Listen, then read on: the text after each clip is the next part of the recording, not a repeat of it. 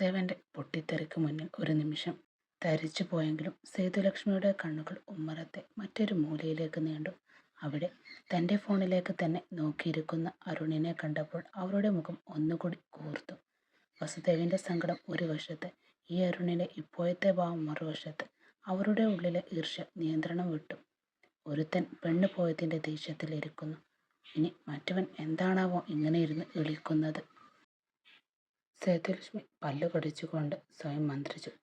അവന് പഠിപ്പും വിവരവും ഇല്ലെങ്കിലും ഒരു കമ്പനി ജോലി കിട്ടാതെ അലയുന്നതിൻ്റെ വരവും പോക്കും വീട്ടുകാർക്ക് വലിയ കാര്യമായിരുന്നില്ല. ഇപ്പോൾ അവനൊരു ജോലിയുണ്ട്. ഒന്നിനും കൊള്ളാത്തവൻ എന്ന മുദ്ര അവന് നേരത്തെ ചാർത്തിയിട്ടുള്ളതാണ്. ഇപ്പോഴാണ് സേതുലക്ഷ്മി ഒരാശ്വാസം വന്നത്. അവന് ജോലി കിട്ടി നിത്യം പോകുന്നുണ്ട് എന്നറിഞ്ഞപ്പോൾ.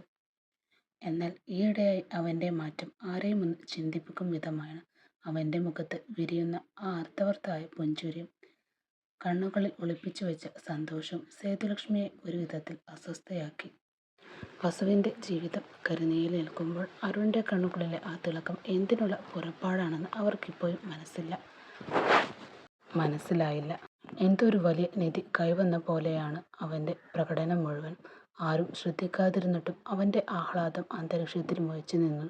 സേതുലക്ഷ്മി അവനെ ഒന്ന് മിഴിച്ചു നോക്കി. ഒരു തകർച്ചയുടെ മുനമ്പിൽ തൻ്റെ കുടുംബം നിൽക്കുമ്പോൾ ഈ അജ്ഞാതമായ സന്തോഷം തങ്ങൾക്ക് ഗുണമാണോ അതോ വരാനിരിക്കുന്ന മറ്റൊരു കൊടുങ്കാറ്റിൻ്റെ സൂചനയാണോ എന്നവർ ഭയപ്പെട്ടിരുന്നു.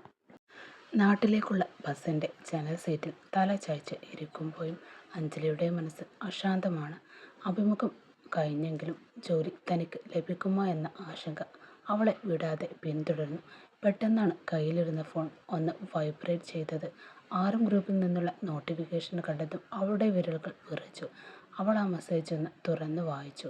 Dear Anjali, we are placed to inform your that you have been selected to the position at RM Group. Congratulations on joining our team. ആ വരികൾ കണ്ടതും അവളുടെ ഉള്ളിൽ ഒരു പൂത്തിരി കത്തിയതുപോലെ സന്തോഷം വിരിഞ്ഞു. പക്ഷേ ആഹ്ലാദം അധികം നേരം നീണ്ടു നിന്നില്ല. ബാങ്കിൽ തിരിച്ചടക്കാനുള്ള വലിയൊരു തുകയെക്കുറിച്ച് ഓർത്തപ്പോൾ അവളുടെ മുഖത്തെ ചിരി തന്നെ മാഞ്ഞുപോയി. എന്തിനായിരുന്നു അന്ന് അങ്ങനെ ഒരു അബദ്ധം കാണിച്ചത് താൻ? ആ നിമിഷത്തെ ഓർത്ത് അവൾ സ്വയം ശപിച്ചുപോയി. ചെയ്തത് തെറ്റായിപ്പോയി എന്ന തിരിച്ചറിവ് ഒരു മുള്ളുപോലെ അവളുടെ ഉള്ളിൽ തറച്ചു. ചിന്തകളിൽ മുഴുകിയിരിക്കുന്ന അഞ്ജലിയുടെ അടുത്ത സീറ്റിലേക്ക് അതേസമയം മാളികയും കയറിയിരുന്നു. ബസ്സിലെ തിരക്കിനിടയിൽ ആ ഒഴിഞ്ഞ സീറ്റ് കണ്ടപ്പോൾ അവൾക്കൊരു ആശ്വാസമായി. അഞ്ജലിയെ കണ്ടത് മാളവികയുടെ മുഖത്ത് ഒരു പുഞ്ചിരി വിരിഞ്ഞു. ചേച്ചി, എവിടേക്ക് ഇറങ്ങിയതാ? എങ്ങോട്ടായിരുന്നു യാത്ര? മാളവികയുടെ സ്നേഹത്തോടുള്ള സംശയം കേട്ട് അഞ്ജലി ഒന്ന് ഞെട്ടി. ആ മോളെ, ഞാൻ കമ്പനിയിൽ ഇൻ്റർവ്യൂവിന് പോയതായിരുന്നു. ഇപ്പോഴേ മെസ്സേജ് വന്നു. ജോലി ശരിയായിട്ടുണ്ട്. അഞ്ജലി ഫോൺ കാണിച്ച് ഒരുവിധം പറഞ്ഞൊപ്പിച്ചു. തൻ്റെ മുന്നിലിരിക്കുന്ന മാളവികയോടുള്ള ഈ ഭാഗ്യത്തിന് കാരണം കൃഷ്ണനോടും മനസ്സിൽ തൊഴുതുകൊണ്ട് അഞ്ജലി ഒരു നന്ദി വാക്ക് മന്ത്രിച്ചു പോയി. ഭാവിയെക്കുറിച്ചുള്ള ഭയവും ഇപ്പോഴത്തെ സന്തോഷവും അവളുടെ കണ്ണുകളിൽ മാറി മറഞ്ഞുകൊണ്ടേയിരുന്നു. ബസ് കണ്ടക്ടറുടെ ഉറക്കെയുള്ള വിളി കേട്ടാണ് അഞ്ജലിയും മാളവികയും ചിന്തകളിൽ നിന്ന് ഉണർന്നത്. Malu school bar, Malu school bar. ഇറങ്ങാനുള്ളവർ വേഗം ഇറങ്ങിക്കോ. പരസ്പരം സംസാരിച്ചു കൊണ്ടിരുന്നതിന് സ്റ്റോപ്പ് എത്തിയത് അവർ അറിഞ്ഞതേയില്ല. ബസ്സിൽ നിന്നിറങ്ങി അവരുടെ കണ്ണുകൾ ആദ്യം ഇഴുക്കിയത് ആ ചെറിയ കൂൾബാറിലാണ്. മുന്നിൽ കൂടി നിൽക്കുന്ന ആൾക്കൂട്ടത്തെ കണ്ടതും അവരുടെ കണ്ണുകളൊന്ന് കൂർത്തുപോയി.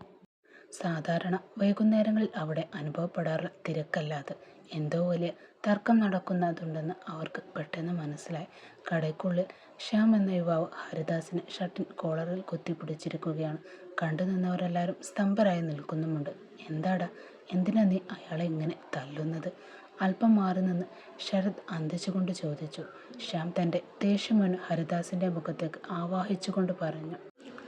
നിങ്ങൾക്ക് അറിയാമോ ശരത്തേട്ട, ഇയാൾ 2-3 ദിവസം പഴക്കമുള്ള കട്ട്ലൈറ്റാണ് വിൽക്കുന്നത്. കൂടാതെ ഇതിലെന്തൊക്കെയോ മായം ചേർക്കുന്നുണ്ട്.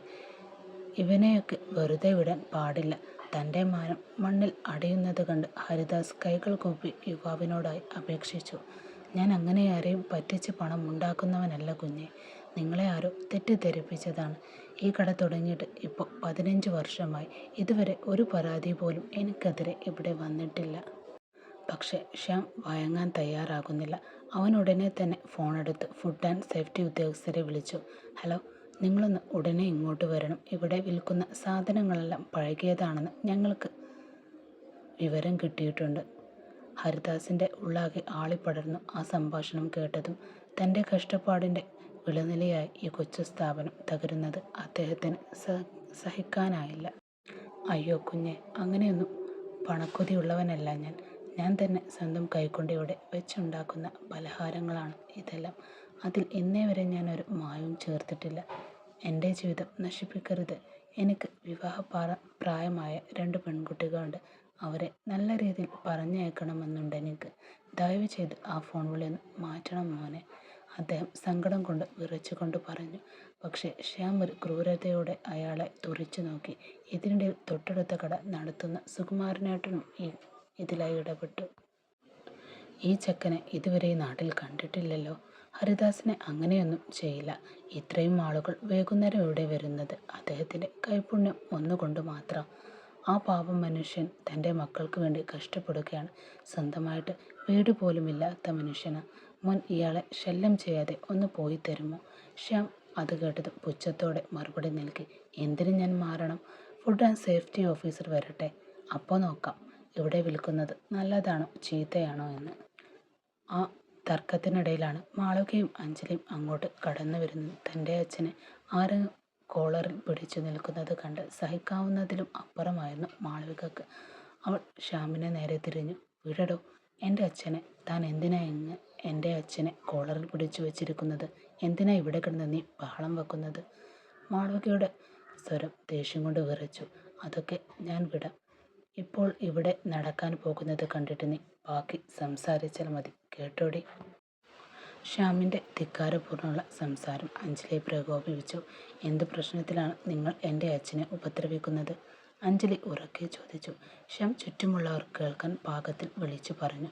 നിന്റെ അച്ഛൻ ഉണ്ടാക്കുന്ന പലഹാരത്തിൽ പല്ലിയും പാച്ചയുമൊക്കെ ഉണ്ട്. ഇതൊക്കെയാണോ ഇയാൾ ഇവിടെ വിൽക്കുന്നത്? ഇത് കഴിച്ച് ജനങ്ങൾക്ക് അസുഖം വന്ന് മരിക്കാനാണോ? പിന്നെ 3-4 ദിവസം പഴക്കമുള്ള കട്ട്ലറ്റാണ് ഇവിടെ ഉണ്ടാക്കി വിൽക്കുന്നത്. അത് നീയും കൂടിയൊക്കെ കാണും അല്ലേ അതിൽ? അത് കേട്ടത് മാളവിക അഞ്ജലിയും ഞെട്ടിപ്പോയി. ഇന്നേ വരെ ആരും അച്ഛൻ്റെ കൈപുണ്യത്തെ ചോദ്യം ചെയ്തിട്ടില്ല. ഈ കടയെക്കുറിച്ച് ഒരപവാദം പോലും ആരും പറഞ്ഞു കേട്ടിട്ടില്ല. പിന്നെ എങ്ങനെ ഇത് സംഭവിച്ചു? അവർ പരസ്പരം മുഖത്തോട് മുഖം നോക്കി. കരഞ്ഞു കലങ്ങിയ അച്ഛൻ്റെ കണ്ണുകൾ കണ്ടപ്പോൾ അവരുടെ നെഞ്ചൊന്ന് പിടഞ്ഞുപോയി. ആരോ പടച്ചുവിട്ട വലിയൊരു കെണിയിലാണോ തങ്ങൾ അകപ്പെട്ടത്? അവർ ഭയന്നു.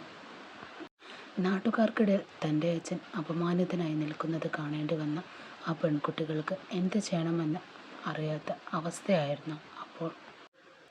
ദൂരെ പാതയോരത്ത് പാർക്ക് ചെയ്ത ആ കറുത്ത ആഡംബര കാറിനുള്ളിൽ ഒരു ക്രൂരയുടെ തിരക്കഥ പൂർത്തിയാവുകയാണ്. ക്ലാസ് താഴത്തെ കറുത്ത കൂളിംഗ് ഗ്ലാസിനുള്ളിൽ പുറത്തെ ബഹളങ്ങൾ ആസ്വദിക്കുകയാണ് ക്രിസ്റ്റി. കയ്യിലുറന്ന വോഡ്ക ഗ്ലാസ്സിൽ നിന്നും ഒരു സിപ്പും എടുക്കുമ്പോൾ അവൻ്റെ ചുണ്ടിൽ വിരിഞ്ഞൊരു രാക്ഷസ ചിരിയായിരുന്നു. നിനക്കെന്നെ വേണ്ട അല്ലേ മാളവിക? ക്രിസ്റ്റി സ്വയം മന്ത്രിച്ചു. ദൂരെ തൻ്റെ അച്ഛൻ്റെ കൈ പിടിച്ച് കരയുന്ന മാളവികയെ നോക്കി അവൻ പരിഹാസത്തോടെ തുറന്നു. നീ കാണ്, നിന്റെ അച്ഛൻ ജയിലിൽ ആയുക്കുള്ളിൽ കിടന്ന് വെണ്ണീറാക്കുന്നത്. എന്നെ തള്ളിക്കളഞ്ഞതിന് നീ നൽകേണ്ടി വരുന്ന വിലയാണിത്. അപ്പോഴാണ് ഇരമ്പിക്കൊണ്ട് ഒരു സർക്കാർ വാഹനം ആ കടയുടെ മുന്നിൽ വന്നു നിന്നത്.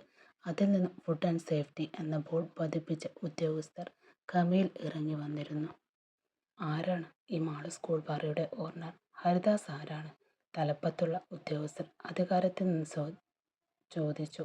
കൂടി നിന്ന ആൾക്കൂട്ടത്തിൽ ഒരാൾ ഹരിദാസിനെ ചൂണ്ടിക്കാണിച്ചു പരിഹാസത്തോടെ പറഞ്ഞു. ദാ ആ നിൽക്കുന്നതാണ് സാറേ, നാട്ടുകാരെ മൊത്തം വിഷം കൊടുത്ത് കൊല്ലാൻ നടന്ന മഹാശയൻ. ഹരിദാസ് വിറക്കുന്ന കൈകളുടെ ഉദ്യോഗസ്ഥരുടെ മുന്നിലേക്ക് ചെന്നു. സാറേ, ഞാൻ അങ്ങനെയൊന്നും ഇന്നേ വരെ ഞാൻ ഉണ്ടാക്കുന്ന ഭക്ഷണത്തിൽ ഒരു പരാതിയും വന്നിട്ടില്ല സാറേ. ആരോ എന്നെ ചതിച്ചതാ. അയാൾ ഹരിദാസിനെ അടിമുടി ഒന്ന് നോക്കി. ആ ഉദ്യോഗസ്ഥന്റെ രൂപം തന്നെ കണ്ടു നിൽക്കുന്നവർ ഭയം ജനിപ്പിക്കുന്നതായിരുന്നു. വെളുത്ത സഫാരി സ്യൂട്ട് ധരിച്ച് അയാളുടെ കണ്ണുകളിൽ ഒരു വന്യതയുണ്ടായിരുന്നു. തടിച്ച ശരീരം, കട്ടി കൂടിയ മീശ.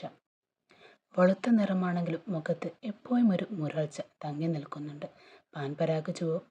പാൻപരാഗ് ചവച്ച് ചുവപ്പിച്ച പല്ലുകൾ കാട്ടി അയാൾ പുച്ഛിച്ചിലൊന്ന് ഹരിദാസിനെ നോക്കി.